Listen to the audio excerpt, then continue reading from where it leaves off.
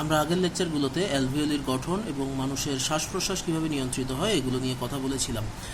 আমরা মোটামুটি এটা বুঝতে পেরেছিলাম যে অ্যালভিওলির ভেতর থেকে অক্সিজেন আমাদের রক্তের ভিতরে প্রবেশ করে এবং রক্তের হিমোগ্লোবিনের সাথে মাধ্যমে এটা বাহিত হয়। সেটা আমরা আরেকটু পরে জানবো যে কীভাবে হিমোগ্লোবিন এটাকে শ্বসনিক গ্যাস অর্থাৎ অক্সিজেন পরিবহন করতে সহায়তা করে। হিমোগ্লোবিন শুধু যে অক্সিজেন পরিবহন করতে সহায়তা করে তা কিন্তু না, হিমোগ্লোবিন কিন্তু কার্বন ডাইঅক্সাইড পরিবহন করতেও সহায়তা করে থাকে। সেটাও আমরা একটু পরে আজকের লেকচারেই জানতে পারবো।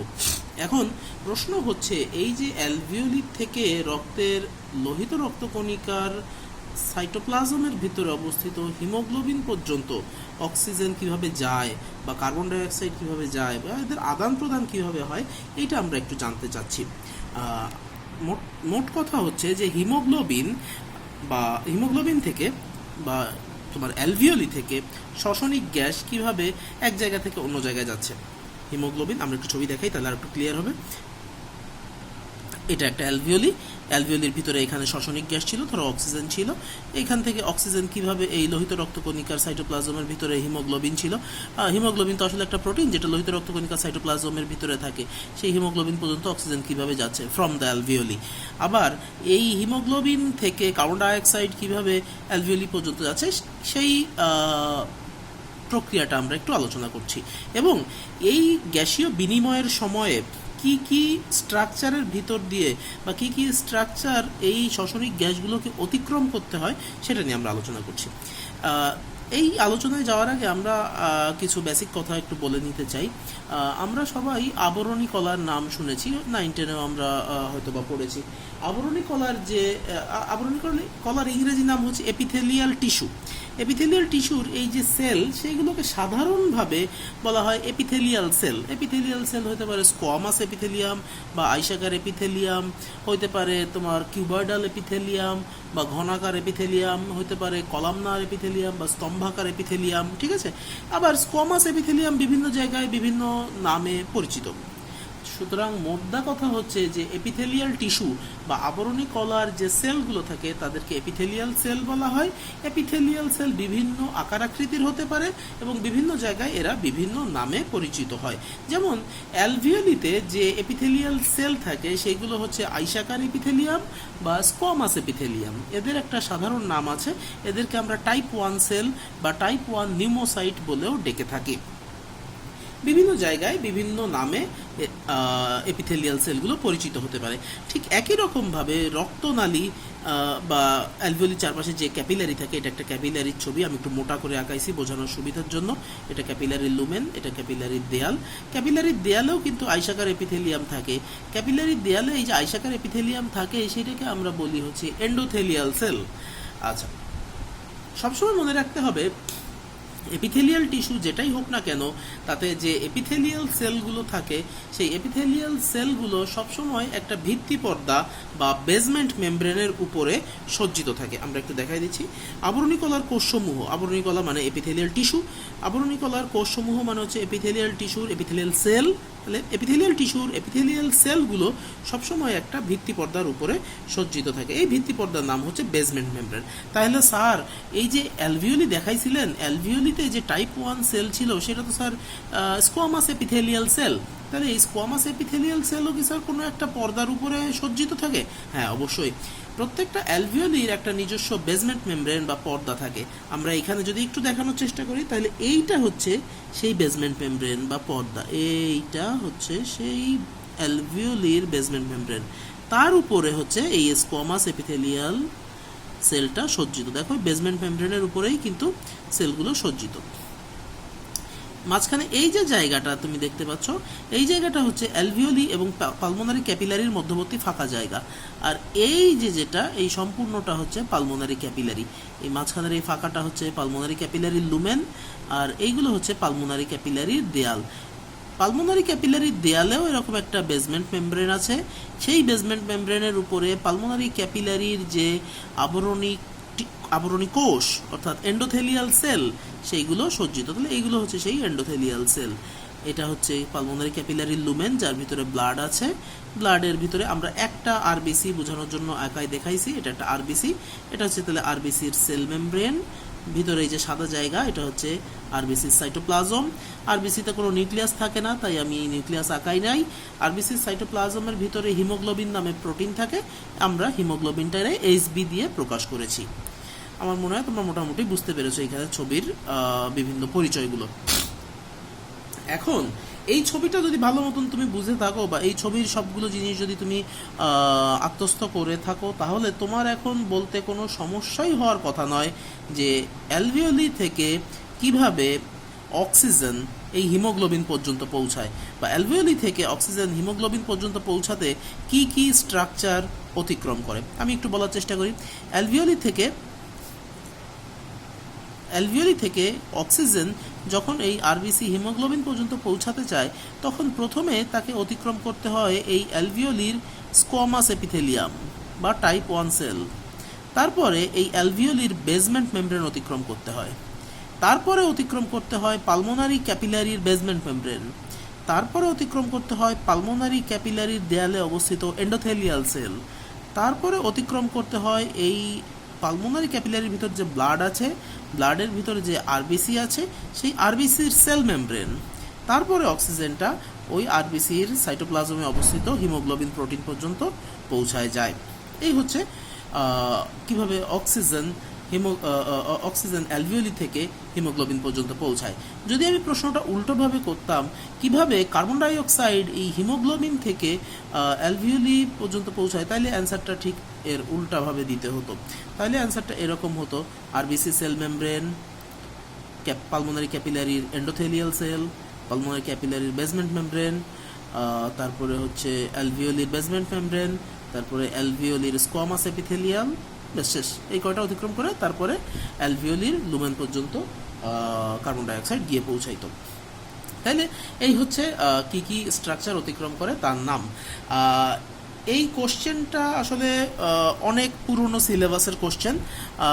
এই কোশ্চেনটা সম্ভবত লাস্ট 2004 কি 5 সালের ইন্টারমিডিয়েট পরীক্ষার সময় আসছে। আমি যখন পরীক্ষা দিয়েছি তারও আগে এটা আসছে, তারপরে আর কখনো আসতে দেখা যায় নাই। তবে এই প্রশ্নটা বা এই টপিকটা আমি একটু পড়াই দেই, কারণ হচ্ছে যে তুমি কতটুকু কি বুঝেছো তা বোঝার জন্য এই প্রশ্নটা আসলে খুব ইফেক্টিভ। তুমি যদি জিনিসপত্রগুলো বুঝে থাকো তাহলে তুমি পরপর সিকোয়েন্সগুলো বলতে পারবা। তুমি যদি না বোঝো তাহলে তুমি এই সিকোয়েন্সগুলো বলতে পারবা না। তুমি আবার এই স্ট্রাকচার দুটোর দিকে খেয়াল করো, খেয়াল করলে তুমি পরপর কি কি জিনিসপত্র আছে সেটা তুমি বুঝতে পারবা। প্রশ্ন করতে পারো, স্যার এটা তো অ্যালভিওলি ছিল আর এইটা ছিল স্যার পালমোনারি ক্যাপিলারি, এদের মাঝখানে এই যে স্যার একটু ফাঁকা জায়গা দেখাইছেন, এইখানটাতে কিছু থাকে না? তোমরা আপাতত থাকে না এটাই জানো। যদি ডাক্তারি পড়তে যাও কখনো, তখন জানতে পারবা যে হ্যাঁ এখানেও খুব সামান্য একটু ফ্লুইড থাকে বা সামান্য এক স্তর তরল থাকে। আপাতত আমরা এটা বলছিলাম। তাহলে এই গেল যে শ্বসনিক গ্যাস বিনিময়ের সময়ে শ্বসনিক গ্যাস কি কি পর্দা বা কি কি স্তর অতিক্রম করে তার গল্প। এই টপিকটা আসলে শুধুমাত্র বোঝার জন্যই বলা, এটা কখনোই পরীক্ষায় আসবে না।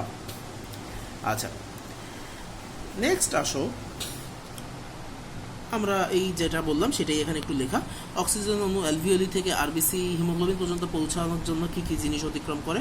প্রথমে টাইপ 1 সেল, তারপর অ্যালভিওলির ভিত্তিঝিল্লি, তারপরে পালমোনারি ক্যাপিলারির ভিত্তিঝিল্লি, পালমোনারি ক্যাপিলারির এন্ডোথেলিয়াল সেল, তারপরে হচ্ছে আরবিসি সেল মেমব্রেন, তারপরে যে তোমার হিমোগ্লোবিনে পৌঁছায় যায়। গেল। এখন প্রশ্ন উঠতে পারে, স্যার এই যে গ্যাসীয় বিনিময় হচ্ছে, অ্যালভিওলি থেকে অক্সিজেন পালমোনারি ক্যাপিলারির হিমোগ্লোবিন পর্যন্ত পৌঁছাচ্ছে, আবার পালমোনারি ক্যাপিলারির হিমোগ্লোবিন থেকে কার্বন ডাইঅক্সাইড অ্যালভিওলি লুমেনের মধ্যে ঢুকে যাচ্ছে, এটা কেন হচ্ছে? এটা কি এমনি হচ্ছে? না, এর কারণ হচ্ছে গ্যাসের আংশিক চাপের যে ডিফারেন্স সেইটা। এটা খুবই সহজ যে গ্যাসীয় পদার্থ উচ্চ চাপের জায়গা থেকে নিম্ন চাপের জায়গায় স্বতঃস্ফূর্তভাবে ব্যাপিত হয়। হ্যাঁ, এটা একটা ব্যাপন প্রক্রিয়া অবশ্যই। এটা যে শুধু গ্যাসীয় পদার্থের ক্ষেত্রে সত্যি তা না, এটা যে কোনো প্রবাহী পদার্থের ক্ষেত্রেই সত্যি। ফিজিক্স স্যাররা তোমাদেরকে নিশ্চয়ই প্রবাহী পদার্থ পড়াইছেন।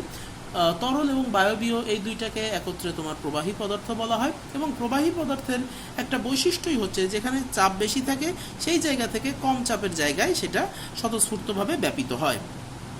তাহলে এই যে শ্বসনিক গ্যাসের বিনিময়, অর্থাৎ অ্যালভিওলি থেকে পালমোনারি ক্যাপিলারি এন্ডোথেলিয়ালের ভিতরে অক্সিজেন যাওয়া, বা অ্যালভিওলি থেকে তোমার পালমোনারি ক্যাপিলারির ভিতরে আরবিসি হিমোগ্লোবিনের পর্যন্ত অক্সিজেন যাওয়া, বা পালমোনারি ক্যাপিলারি থেকে কার্বন ডাইঅক্সাইড অ্যালভিওলিতে ফেরত আসা, এই যে গ্যাসীয় বিনিময়টা হচ্ছে, এই গ্যাসীয় বিনিময়টার পেছনে মূল যে জিনিসটা ভূমিকা পালন করে সেটা হচ্ছে আংশিক চাপের পার্থক্য। এখন আংশিক চাপের পার্থক্যের কারণে বিনিময় হয় এটাও আমরা বুঝতে পারলাম, কিন্তু রক্তের ভিতরে ধরা যাক অক্সিজেন ঢুকলো, আমরা একটু আগের ছবিটা দেখি, অ্যালভিওলের ভিতরে অক্সিজেন ছিল, তো এই অ্যালভিওলের ভিতরে অক্সিজেন রক্তের ভিতরে ঢুকছে, রক্তের ভিতরে ঢোকার পরে এই অক্সিজেন তো সারা শরীরে পৌঁছায় দিতে হবে, সারা শরীরের প্রত্যেকটা সেলের কাছে অক্সিজেন আমাকে পাঠাতে হবে। এই অক্সিজেনটা রক্তের মাধ্যমে কিভাবে বাহিত হয়, বা বিভিন্ন সেলে যে কার্বন ডাইঅক্সাইড তৈরি হচ্ছে, বিভিন্ন সেল থেকে সেই কার্বন ডাইঅক্সাইডগুলো রক্তের মাধ্যমে কালেক্ট হয়ে কিভাবে অ্যালভিওলি পর্যন্ত ফেরত আসে, আমরা সেইটাই নিয়ে এখন আলোচনা করতে চাচ্ছি। অর্থাৎ রক্তের মাধ্যমে কিভাবে অক্সিজেন পরিবহন হয় এবং রক্তের মাধ্যমে কিভাবে কার্বন ডাইঅক্সাইড পরিবহন হয়।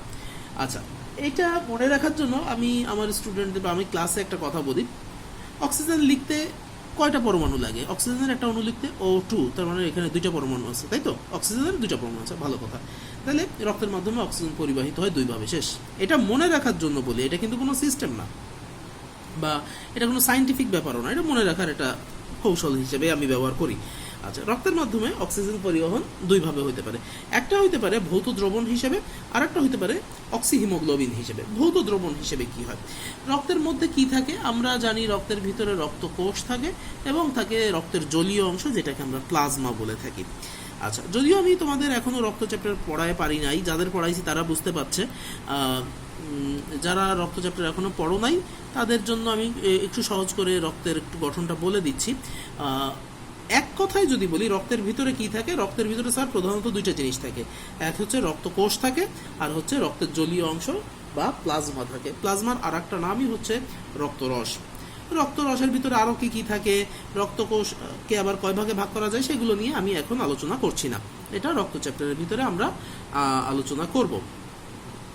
আচ্ছা, রক্তের মাধ্যমে অক্সিজেন পরিবহন দুইভাবে হয়, অলরেডি বলেছি। একটা হচ্ছে ভৌত দ্রবণ হিসেবে, অ্যালভিওলি থেকে অক্সিজেন যখন পালমোনারি ক্যাপিলারির ব্লাডে প্রবেশ করে, তখন ওই পালমোনারি ক্যাপিলারির ব্লাডের যে জলীয় অংশ অর্থাৎ প্লাজমা, ওই প্লাজমায় অক্সিজেন ভৌত দ্রবণ হিসেবে কিছুটা পরিবাহিত হয়। ভৌত দ্রবণ মানে হচ্ছে অক্সিজেন কিন্তু পানিতে দ্রবীভূত অবস্থায় থাকে। অক্সিজেন পানিতে দ্রবীভূত থাকে বলেই কিন্তু পানির ভিতরে বিভিন্ন জলজ প্রাণী টিকে থাকতে পারে। আচ্ছা, তাহলে স্যার এই যে অক্সিজেন অ্যালভিওলি থেকে পালমোনারি ক্যাপিলারি ব্লাডে ঢুকছে, তাহলে সব অক্সিজেনই কি স্যার তাহলে ভৌত দ্রবণ হিসেবে পরিবাহিত হয়?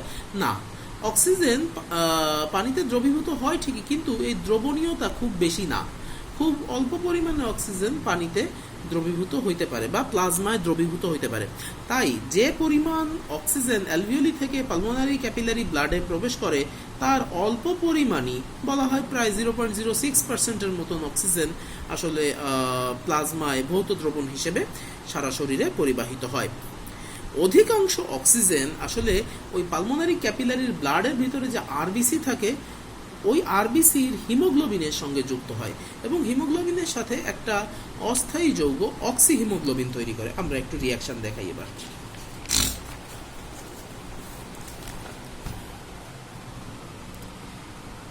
হিমোগ্লোবিন ওর সাথে অক্সিজেন এসে যুক্ত হয়ে এই যে যৌগটা তৈরি করে, এর নাম হচ্ছে অক্সিহিমোগ্লোবিন।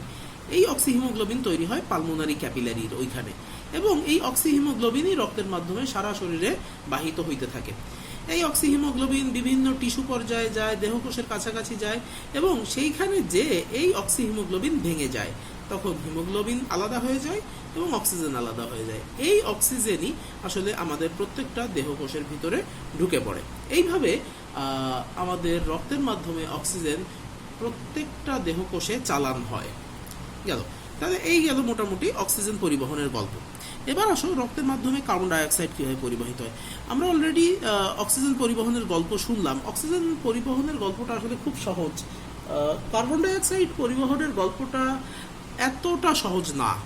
কার্বন ডাইঅক্সাইড কীভাবে পরিবাহিত হয় একটু খেয়াল করে দেখো। কার্বন ডাইঅক্সাইড লিখতে কয়টা পরমাণু লাগে? একটা কার্বন আর দুটো অক্সিজেন, তাহলে 3টা লাগে। হ্যাঁ, রক্তের মাধ্যমে কার্বন ডাইঅক্সাইড পরিবহন 3ভাবে হয়। এটাও মনে রাখার জন্য বলা, এটা কোনো সায়েন্টিফিক জিনিস নয়, শুধু মনে রাখার একটা সিস্টেম হিসেবে আমি মনে রাখি। রক্তের মাধ্যমে কার্বন ডাইঅক্সাইড 3ভাবে পরিবাহিত হয়তো বুঝলাম। কিভাবে পরিবাহিত হয়? নাম্বার 1, কার্বনিক অ্যাসিড হিসেবে পরিবাহিত হতে পারে। নাম্বার 2, কার্বামিনো যৌগ হিসেবে কার্বন ডাইঅক্সাইড পরিবাহিত হতে পারে বাইকার্বনেট হিসেবে। এই 3ভাবে কার্বন ডাইঅক্সাইড পরিবাহিত হলেও সব থেকে বেশি পরিমাণে কার্বন ডাইঅক্সাইড আসলে পরিবাহিত হয় বাইকার্বনেট হিসেবে। বলা হয়ে থাকে মানব রক্তের মাধ্যমে যতটা কার্বন ডাইঅক্সাইড পরিবাহিত হয় তার 65% কার্বন ডাইঅক্সাইড আসলে পরিবাহিত হয় বাইকার্বনেট আয়ন হিসেবে। সুতরাং কার্বন ডাইঅক্সাইড পরিবহনে বাইকার্বনেটের ভূমিকা আসলে সব থেকে গুরুত্বপূর্ণ। এবার আসা যাক যে কিভাবে কার্বনিক অ্যাসিড হিসেবে কার্বন ডাইঅক্সাইড পরিবাহিত হতে পারে। দেহকোষ থেকে কার্বন ডাইঅক্সাইড রক্তের ভিতরে প্রবেশ করে। দেহকোষে কার্বন ডাইঅক্সাইড আসলো কোথা থেকে? দেহকোষে খাদ্যবস্তু জারিত হয়েছিল। ওই যে দেহকোষের মধ্যে অক্সিজেন আগে ঢুকছিল, ওই অক্সিজেন দ্বারা দেহকোষে খাদ্যবস্তু জারিত হয়েছিল, সেখানে ক্রেবস চক্র হয়েছিল এবং সেই ক্রেবস চক্রের একটা উৎপাদ হিসেবেই কার্বন ডাইঅক্সাইড তৈরি হয়। এই কার্বন ডাইঅক্সাইড রক্তের ভিতরে ঢোকে এবং রক্তের প্লাজমায় যে পানি থাকে তার সঙ্গে বিক্রিয়া করে এবং কার্বনিক অ্যাসিড তৈরি করে। এই সময় একটা এনজাইম গুরুত্বপূর্ণ ভূমিকা পালন করে, সেটা হচ্ছে কার্বনিক অ্যানহাইড্রেজ এনজাইম। আমরা সহজ করার জন্য CA লিখে রেখে দিয়েছি। এইভাবে রক্তের প্লাজমায় কার্বনিক অ্যানহাইড্রেজ এনজাইম তৈরি হয়। এইভাবে রক্তের প্লাজমায় কার্বনিক অ্যানহাইড্রেজ এনজাইমের প্রভাবে কার্বনিক অ্যাসিড তৈরি হয় এবং কার্বনিক অ্যাসিড হিসেবে কার্বন ডাইঅক্সাইড পরিবাহিত হতে থাকে। এই কার্বনিক অ্যাসিড পরবর্তীতে পালমোনারি ক্যাপিলারির ওখানে চলে যায়। পালমোনারি ক্যাপিলারির ওখানে যে কার্বনিক অ্যাসিড ভেঙে যে পানি এবং কার্বন ডাইঅক্সাইড তৈরি করে, এই কার্বন ডাইঅক্সাইডটাই অ্যালভিওলির মধ্যে ঢুকে পড়ে এবং নিঃশ্বাসের মাধ্যমে বাইরে বের হয়ে যায়। আচ্ছা, তাহলে এখন প্রশ্ন হইতে পারে, স্যার এইভাবে কতটা কার্বন ডাইঅক্সাইড পরিবাহিত হতে পারে? দেখো, কার্বন ডাইঅক্সাইড একটা অম্লধর্মী অক্সাইড, এটার পানির সাথে যুক্ত হওয়ার টেন্ডেন্সি খুব বেশি, কিন্তু তা সত্ত্বেও খুব বেশি পরিমাণে কার্বন ডাইঅক্সাইড কিন্তু রক্তের প্লাজমার সাথে বিক্রিয়া করতে পারে না, কারণ রক্তের প্লাজমায় এই কার্বনিক অ্যানহাইড্রেজ এনজাইম খুব অল্প পরিমাণে থাকে। তাই খুব অল্প পরিমাণ কার্বন ডাইঅক্সাইড রক্তের প্লাজমায় অবস্থিত পানির সাথে বিক্রিয়া করার সুযোগ পায়। এখন প্রশ্ন উঠতে পারে, স্যার যদি রক্তের প্লাজমায় বেশি বেশি কার্বন ডাইঅক্সাইড যুক্ত হওয়ার সুযোগ পেত তাহলে তো ভালো হতো না? না, ভালো হতো না। কারণ যদি বেশি বেশি কার্বন ডাইঅক্সাইড রক্তের প্লাজমায় যুক্ত হওয়ার, প্লাজমার পানির সাথে যুক্ত হওয়ার সুযোগ পেত, তাহলে বেশি বেশি কার্বনিক অ্যাসিড তৈরি হতো। বেশি বেশি কার্বনিক অ্যাসিড তৈরি হওয়ার কারণে রক্তের ভিতরে প্রোটনের কনসেন্ট্রেশন বেড়ে যেত। রক্তের ভিতরে প্রোটনের কনসেন্ট্রেশন যদি বেড়ে যেত, রক্তের পিএইচ কমে যেত এবং রক্তের পিএইচ আমরা জানি 0.5 এর বেশি যদি বেড়ে যায় বা কমে যায় তাহলে মানুষের জীবন ধারণ কঠিন হয়ে দাঁড়ায়। সুতরাং আমরা আসলে বাঁচতেই পারতাম না। অর্থাৎ আমাদের প্লাজমায় কার্বনিক অ্যানহাইড্রেজ এনজাইম কি আছে? জি স্যার, আছে, খুব অল্প। যদি আমাদের প্লাজমায় কার্বনিক অ্যানহাইড্রেজ এনজাইম অনেক বেশি থাকতো তাইলে কি আমরা বাঁচতাম? না স্যার, আমরা উল্টা মরে যেতাম। আচ্ছা, তাই কার্বন ডাইঅক্সাইড একটা অম্লধর্মী অক্সাইড, পানির প্রতি তার আসক্তি অনেক বেশি হওয়া সত্ত্বেও প্লাজমায় অবস্থিত পানির সাথে খুব বেশি পরিমাণে কার্বন ডাইঅক্সাইড যুক্ত হতে পারে না। অর্থাৎ খুব অল্প পরিমাণে কার্বন ডাইঅক্সাইড কার্বনিক অ্যাসিড হিসেবে পরিবাহিত হয়। এরপরে আসা যাক কার্বামিনো যৌগ হিসেবে কিভাবে কার্বন ডাইঅক্সাইড পরিবাহিত হয়। যে কোনো প্রোটিনের গঠনে একটা অ্যামিন গ্রুপ থাকে, একটা কার্বক্সিল গ্রুপ থাকে। এটা আমরা যখন উদ্ভিদ বিজ্ঞান পড়াইছি, উদ্ভিদ বিজ্ঞানের 3rd চ্যাপ্টারেই এটা বলেছি। আসলে প্রোটিনের গঠনে অ্যামিন গ্রুপ থাকে, কার্বক্সিল গ্রুপ কেন থাকে? কারণ হচ্ছে স্যার, প্রোটিন তো অ্যামিনো অ্যাসিড দিয়ে তৈরি হয় এবং অ্যামিনো অ্যাসিড অ্যামিন গ্রুপও থাকে, কার্বক্সিল গ্রুপও থাকে। আচ্ছা, আমরা এখানে সহজ করে দেখানোর জন্য একটা প্লাজমা প্রোটিন দেখাইছি, বোঝানোর জন্য আমরা PR দিছি। PR কিন্তু কোনো নির্দিষ্ট জিনিসের সংকেত নয়, এটা সংক্ষিপ্ত একটা রূপ প্লাজমা প্রোটিনের। ওই প্লাজমা প্রোটিনের একটা অ্যামিন গ্রুপ ছিল, ওই অ্যামিন গ্রুপটা আমরা একটু দেখাই দিছি, কারণ আসলে রিয়াকশনটা এই অ্যামিন গ্রুপের এখানেই ঘটে। যখন রক্তের ভিতরে কার্বন ডাই অক্সাইড প্রবেশ করে তখন রক্তের ভিতরে যে প্লাজমা প্রোটিন আছে ওই প্লাজমা প্রোটিনের অ্যামিন গ্রুপের সাথে কার্বন ডাই অক্সাইড যুক্ত হয় এবং কার্বামিনো প্রোটিন যৌগ গঠন করে। কিরকম ভাবে? এই CO2 তো এটা কার্বন ডাই অক্সাইড, তো এটা C ডবল হয়ে যায় এবং এই H নিয়ে C ডবল H তৈরি করে। এই N এর এই বন্ডে, এই দেখো এখানে খেয়াল করে, N এর এই বন্ডে C ডবল H হয়ে বসে থাকে। N এর নিচের দিকে যে Hটা ছিল সেটার আর কোনো চেঞ্জ হয় না, অ্যাজ ইউজুয়াল রয়ে যায়। তাহলে এই যে অ্যামিন গ্রুপ ছিল, অ্যামিন গ্রুপে নাইট্রোজেনের সাথে দুইটা হাইড্রোজেন থাকে, একটা হাইড্রোজেন আর হাইড্রোজেন থাকে না, এই C ডাবলও মিলায়ে কার্বক্সিল গ্রুপ হয়ে বসে থাকে। এই যে স্ট্রাকচারটা দাঁড়াইছে এটাই হচ্ছে কার্বামিনো প্রোটিন। এরকমভাবে রক্তের প্লাজমা প্রোটিনের সাথে কার্বন ডাই অক্সাইড রিয়াকশন করে কার্বামিনো প্রোটিন তৈরি করে। এই কার্বামিনো প্রোটিন রক্তের মাধ্যমে বাহিত হয়, পালমোনারি ক্যাপিলারির ওখানে যায় এবং কার্বামিনো প্রোটিন ভেঙে যে আবার ওই প্লাজমা প্রোটিনে পরিণত হয় এবং কার্বন ডাই অক্সাইড ছেড়ে দেয়। এই কার্বন ডাই অক্সাইড অ্যালভিওলির মধ্যে প্রবেশ করে, নিঃশ্বাসের মাধ্যমে বাইরে বেরোয় যায়।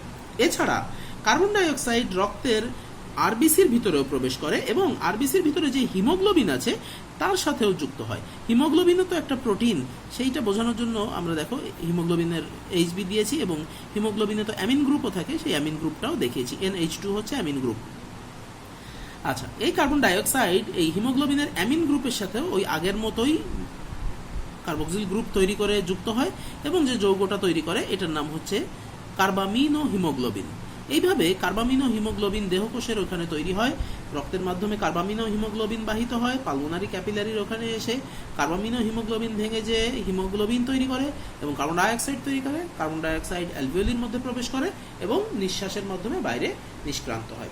এইভাবে কার্বামিনো যৌগ গঠনের মাধ্যমে কার্বন ডাই অক্সাইড আমাদের রক্তে পরিবাহিত হয়ে থাকে। আচ্ছা, এরপরে হচ্ছে সব থেকে গুরুত্বপূর্ণ যেটা, বাইকার্বনেট হিসেবে পরিবহন কিভাবে হয়। দেখো, বাইকার্বনেট হিসেবে সব থেকে বেশি আমরা বলেছি প্রায় 65% কার্বন ডাই অক্সাইড পরিবাহিত হয়ে থাকে। আমরা অলরেডি জানি যে কোনো কোষের ভিতরে, একটা সেলের ভিতরে পটাশিয়াম থাকে বেশি এবং সেলের বাইরের দিকে সোডিয়াম থাকে বেশি। এইটা কেন থাকে সেটার উত্তরও কিন্তু আমরা দিয়েছি। আমরা স্নায়ুতন্ত্র চ্যাপ্টার অলরেডি পড়ায় ফেলেছি, সেখানে আমরা সোডিয়াম পটাশিয়াম পাম্প বলে একটা জিনিসের গল্প বলেছিলাম। এই কারণেই সেলের ভেতরে সবসময় পটাশিয়ামের ঘনত্ব বেশি থাকে, সেলের বাইরে পটাশিয়ামের ঘনত্ব থাকে কম এবং সেলের বাইরে সোডিয়ামের ঘনত্ব বেশি থাকে। আচ্ছা, গেল। এখন তাহলে রক্তের ভিতরে কি অবস্থা? রক্তের ভিতরে সেল, গুরুত্বপূর্ণ সেল কোনটা? সব থেকে বেশি থাকে আরবিসি। রক্তের ভিতরে যে আরবিসি থাকে, এই আরবিসির পেটের ভিতরে কিন্তু তাহলে পটাশিয়াম আয়ন বেশি থাকে এবং আরবিসির বাইরে অর্থাৎ প্লাজমায় সোডিয়াম আয়ন বেশি থাকে। এই জন্য বাইকার্বনেট হিসেবে যখন কার্বন ডাই অক্সাইড পরিবাহিত হয়, আরবিসির ভিতরে এটা পটাশিয়াম বাইকার্বনেট হিসেবে পরিবাহিত হয় এবং আরবিসির বাইরে অর্থাৎ প্লাজমায় এই বাইকার্বনেটটা সোডিয়াম বাইকার্বনেট হিসেবে পরিবাহিত হয়ে থাকে। কিভাবে এই ঘটনাটা ঘটে এখন আমরা সেটা দেখাচ্ছি। এখানে একটু ছবিটা একটু খেয়াল করে দেখো, একটু বড় করে দেখাচ্ছি। বাইরে এই যে সাদা অংশগুলো দেখছো, এটা আসলে এটাতে আমরা প্লাজমা দেখাচ্ছি এবং এই যে গোল্লা যেটা আঁকানো হয়েছে এটা আসলে একটা রেড সেল। আমরা এখানে আরবিসি একটা লিখে দেখাইছি। বাইরের দিকটা প্লাজমা এবং এটা হচ্ছে তোমার রেড সেল বা লোহিত রক্তকণিকা। লোহিত রক্তকণিকা এই যে সাদা অংশগুলো এটা হচ্ছে লোহিত রক্তকণিকার সাইটোপ্লাজম। এই যে দাগ দেওয়া যে অংশটা দেখতে পাচ্ছ এটা হচ্ছে আরবিসির সেল মেমব্রেন। আচ্ছা, তাহলে এখানে ব্যাপারটা কীরকমভাবে ঘটে? কার্বন ডাই অক্সাইড একটা সেলের তৈরি হলো, সেল থেকে ব্লাডের ভিতর ঢুকলো, ব্লাডের ভিতর থেকে সেটা ব্লাডের আরবিসি যেটা আছে সেই সেলের ভিতর ঢুকলো, আলটিমেটলি কার্বন ডাই অক্সাইড আরবিসির সাইটোপ্লাজমের মধ্যে পৌঁছালো। আরবিসির সাইটোপ্লাজমের মধ্যে কার্বন ডাই অক্সাইড এসে যখন পৌঁছায়, আরবিসি সাইটোপ্লাজমে অলরেডি পানি তো থাকেই, সাইটোপ্লাজমের 90%ই পানি। আমরা অলরেডি যখন কোষ চ্যাপ্টার পড়াইছি তখন এটা বলেছিলাম। তাহলে আরবিসি সাইটোপ্লাজমে আগে থেকে যে পানি রয়েছে সেই পানির সাথে প্রবেশকৃত কার্বন ডাই অক্সাইড রিয়াকশন করতে শুরু করে এবং কার্বনিক অ্যাসিড তৈরি করে। এবং একটা কথা এখানে বলা দরকার যে আরবিসি সেল মেমব্রেন, এই সেল মেমব্রেনে কিন্তু প্রচুর পরিমাণে কার্বনিক অ্যানহাইড্রেজ এনজাইম রয়েছে। তাই আরবিসির পেটের ভিতরে বা আরবিসির সাইটোপ্লাজমের ভিতরে কিন্তু প্রচুর পরিমাণে কার্বন ডাই অক্সাইড পানির সাথে বিক্রিয়া করার সুযোগ পায়, যে সুযোগটা কিন্তু প্লাজমায় পায় নাই, কারণ প্লাজমায় কার্বনিক অ্যানহাইড্রেজ এনজাইম অনেক কম ছিল। আমরা এখানে CA দিয়ে কার্বনিক অ্যানহাইড্রেজ বুঝাইছি। আচ্ছা, আরবিসির সাইটোপ্লাজমের মধ্যে কার্বন ডাই অক্সাইড পানির সাথে বিক্রিয়া করলো, এই সময় প্রভাবকের মতন কাজ করলো কার্বনিক অ্যানহাইড্রেজ এনজাইম এবং কার্বনিক অ্যাসিড তৈরি হলো। এই কার্বনিক অ্যাসিড একটা উইক অ্যাসিড আমরা জানি। এই কার্বনিক অ্যাসিড খুব সহজেই ভেঙে যায় এবং একটা প্রোটন তৈরি করে এবং বাইকার্বনেট আয়ন তৈরি করে। এই যে প্রোটনটা তৈরি হয়, এই প্রোটনটা এই আরবিসির মধ্যে যে হিমোগ্লোবিন আছে ওই হিমোগ্লোবিনের সঙ্গে যুক্ত হয়ে রিডিউসড হিমোগ্লোবিন আমরা বলি বা বিজারিত হিমোগ্লোবিন তৈরি করে। এখন প্রশ্ন করতে পারো, স্যার হিমোগ্লোবিনের সাথে প্রোটন যুক্ত হইল কি করে? হ্যাঁ, এটার উত্তর দেওয়া যাবে। আমরা এটার উত্তর একটু দিয়ে আসি, যেহেতু আমরা কেমিক্যাল বন্ড পড়েছি আমাদের বুঝতে এখন সুবিধা হবে। দেখো, এটা ছিল হিমোগ্লোবিনের স্ট্রাকচার। হিমোগ্লোবিনে এই যে অ্যামিন গ্রুপ তো একটা আছে, তাহলে অ্যামিন গ্রুপের এই নাইট্রোজেনে মুক্ত জোড় ইলেকট্রন থাকে না? এই এখানে আমি যদিও দেখাইনি, এই হিমোগ্লোবিনের অ্যামিন গ্রুপে যে নাইট্রোজেন পরমাণু আছে সেই নাইট্রোজেন পরমাণুর যে মুক্ত জোড় ইলেকট্রন, এই মুক্ত জোড় ইলেকট্রন দিয়ে ওই আগত প্রোটনের সাথে একটা সন্নিবেশ সমযোজী বন্ধন গঠিত হয়। এইরকমভাবেই আসলে রিডিউসড হিমোগ্লোবিন বা বিজারিত হিমোগ্লোবিন তৈরি হয়। গেল। তাহলে যে প্রোটনটা উৎপন্ন হচ্ছিল সেই প্রোটনটা কিন্তু আরবিসির সেলের ভিতরে আর কোনো অম্লধর্ম দেখাতে পারবে না, কারণ প্রোটন একটা তৈরি হইলেও আরবিসির সেলের ভিতরে কিন্তু প্রোটনের ঘনত্ব বাড়ার সুযোগ পাচ্ছে না, কারণ প্রোটন তৈরি হওয়ার সাথে সাথেই প্রোটনকে কিন্তু কেউ না কেউ খেয়ে ফেলতেছে বা গ্রিপ করে ফেলছে, ধরে ফেলাচ্ছে, তারে আর কোনো কাজ করতে দিচ্ছে না, কারণ হিমোগ্লোবিনের সাথে সে যুক্ত হয়ে চুপচাপ বসে থাকতেছে। অর্থাৎ প্রচুর পরিমাণে কার্বন ডাইঅক্সাইড আরবিসির ভিতরে পানির সাথে বিক্রিয়া করছে, প্রচুর পরিমাণে কার্বনিক অ্যাসিড তৈরি করছে, প্রচুর পরিমাণে প্রোটন তৈরি করছে, তা সত্ত্বেও আরবিসির ভেতরের পিএইচ এর তেমন কোনো পরিবর্তন হচ্ছে না। আরবিসি আলটিমেটলি টিকে থাকতেছে। যদি আরবিসির ভিতরেও পিএইচ এর এরকম খুব বড় মাত্রায় পরিবর্তন হয়, বেড়ে যায় বা কমে যায়, তাহলেও আরবিসি সেলটা কিন্তু ড্যামেজ হতে পারে, কিন্তু প্রাকৃতিকভাবেই একটা প্রোটেকশনের ব্যবস্থা রয়েছে যার কারণে আরবিসি টিকে থাকে। তো স্যার, কার্বনিক অ্যাসিড ভেঙে যাওয়ার ফলে প্রোটন তৈরি হয়েছিল, প্রোটনের কি পরিণতি হয় তা তো বুঝলাম, কিন্তু স্যার বাইকার্বনেটের কি হবে? আরবিসির ভিতরে তো ক্রমাগত স্যার বাইকার্বনেট তৈরি হচ্ছে, তাইলে আরবিসির ভিতরে যেহেতু ক্রমাগত বাইকার্বনেট তৈরি হচ্ছে, বাইকার্বনেটের ঘনত্ব তো আরবিসির ভিতরে অনেকখানি বেড়ে যাওয়ার কথা। হ্যাঁ, আসলেও বেড়ে যায়, যেহেতু আরবিসির ভিতরে আরবিসি সাইটোপ্লাজমের ভিতরে বাইকার্বনেটের কনসেন্ট্রেশন অনেক বেড়ে যেতে থাকে, তাই বাইকার্বনেটগুলো আসলে ব্যাপিত হইতে থাকে বা ব্যাপন প্রক্রিয়ায় তোমার আরবিসি থেকে বাইরে চলে আসে এবং প্লাজমার ভিতরে চলে যায়। আমি এখানে একটা লাল কালি দিয়ে দেখাইছি। এইভাবে আরবিসি সাইটোপ্লাজম থেকে প্লাজমায় বাইকার্বনেট যে ঢুকতে থাকে। তাই যদি হয় তাহলে স্যার এই আরবিসির সাইটোপ্লাজমের থেকে ক্রমাগত একটা নেগেটিভ চার্জ তো হারায় যাওয়ার কথা। ক্রমাগত আরবিসির পেটের ভিতর থেকে একটা করে নেগেটিভ চার্জ হারায় যাচ্ছে, তাইলে আরবিসির ভিতরে নেগেটিভ চার্জের অ্যামাউন্টও তো স্যার কমে যাওয়ার কথা, তাইলে দুই পাশে তো একটা চার্জ ডিফারেন্স তৈরি হওয়ার কথা, অর্থাৎ একটা ভোল্টেজ তৈরি হওয়ার কথা। এরকম একটা ভোল্টেজ পার্থক্য যদি তৈরি হয় তাহলেও তো স্যার একটা নির্দিষ্ট সীমার পরে আরবিসির যে সেল মেমব্রেন এটাও ক্ষতিগ্রস্ত হতে পারে। প্রত্যেকটা সেল মেমব্রেন আসলে একটা নির্দিষ্ট পরিমাণে ভোল্টেজ পার্থক্য সহ্য করতে পারে।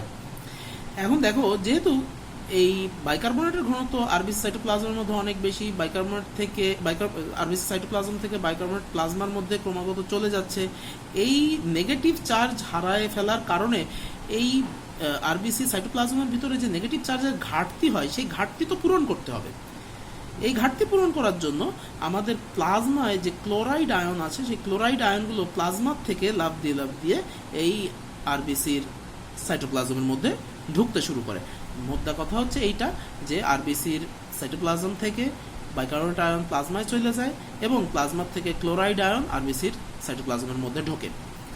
এইরকমভাবে আসলে আরবিসি সেল মেমব্রেনের দুই পাশে, এক পাশে তো প্লাজমা আছে আর এক পাশে আরবিসি সাইটোপ্লাজম আছে, দুই পাশে আয়নিক ব্যালেন্স মেইনটেইন হয়। এই যে আয়নিক ব্যালেন্স মেইনটেইন হয়, এটারও একটা নাম আছে, এটা গিবস ডোনার মেমব্রেন ইকুইলিব্রিয়াম বলা হয়।